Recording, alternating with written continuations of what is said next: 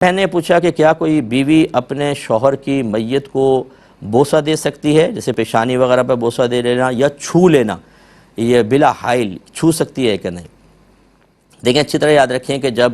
انتقال ہوتا ہے تو شوہر کے حق میں تو فوراً نکاح ختم ہو جاتا ہے، یعنی جیسے بیوی فوت ہو تو شوہر کے حق میں نکاح ختم ہے۔ اسی وجہ سے اگر اس کی پہلے 4 بیویاں تھیں، ایک فوت ہوئی تو یہ اسی وقت ہی چوتھا نکاح کر سکتا ہے۔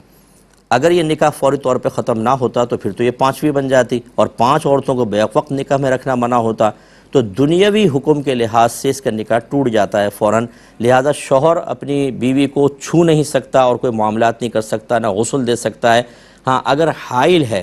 کوئی کپڑا وغیرہ جیسے کفن ہے، اس میں یہ کر سکتا ہے کہ مطلب قبر میں اتار رہا ہے تو اپنی زوجہ کو اپنے ہاتھوں سے اتار سکتا ہے، جنازے کو کندھا دے سکتا ہے، لیکن بلا حائل چھونا یا اس کو غسل دینا یہ زوجہ کو نہیں دے سکتا، نکاح فوراً بریک ہو جاتا ہے۔ لیکن جیسے میں نے کہا یہ دنیاوی لحاظ سے،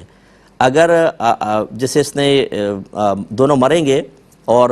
آخرت میں ہوں گے تو یہ میاں بیوی کی حیثیت سے اٹھیں گے، دنیاوی قانون کے اعتبار سے، دنیاوی احکام کے اعتبار سے شوہر کا نکاح فوراً ٹوٹتا ہے، لیکن بیوی کا نکاح فوری طور پہ نہیں ٹوٹتا۔ یہی وجہ ہے کہ اس کو عدت ہوتی ہے اور دوران عدت کسی سے نکاح نہیں کر سکتی، لہٰذا عورت اپنے شوہر کو چھو بھی سکتی ہے، اسے غسل بھی دے سکتی ہے۔ یاد رکھیں اگرچہ ہمارے یہاں رواج نہیں ہے، وہ دے سکتی ہے، تو اس کے لیے پھر یہ جیسے بہن نے پوچھا یہ پروسیس اس کے لیے بالکل جائز ہے۔ لیکن قربان جائے ہمارے گھر کے بڑوں کے، جن کو معذرت کے ساتھ ہر ایک کی بات نہیں کر رہا ہوں، لیکن جن کی کر رہا ہوں وہی برا مانیں گے بیچارے، دین کی ABC معلوم نہیں ہوتی، شوہر کو اس کمرے میں نہیں داخل ہونے دیتے جہاں زوجہ کا انتقال ہوا، جنازے میں کندھا نہیں دینے دیتے، قبر میں اتارے تو نہیں تمہاری بیوی نہیں رہی، حرام ہو گئے، پچھڑ جاؤ۔ ارے بھائی آپ جو چیز حرام نہیں ہوئی اس کو حرام کر رہے ہیں۔ بروز قیامت دونوں میاں بیوی کے حیثیت سے اٹھیں گے تو دنیاوی کچھ احکام ہوتے ہیں، ایسے بیوی پہ اتنی پابندیاں لگا دی جاتی ہیں کہ وہ شوہر کو نہ دیکھ سکتی ہے، نہ کچھ چھو سکتی ہے، کچھ نہیں کر سکتی، حالانکہ اس کو تو ابھی نکاح بھی نہیں ٹوٹا، وہ تو چھو سکتی ہے، غسل تک دے سکتی ہے۔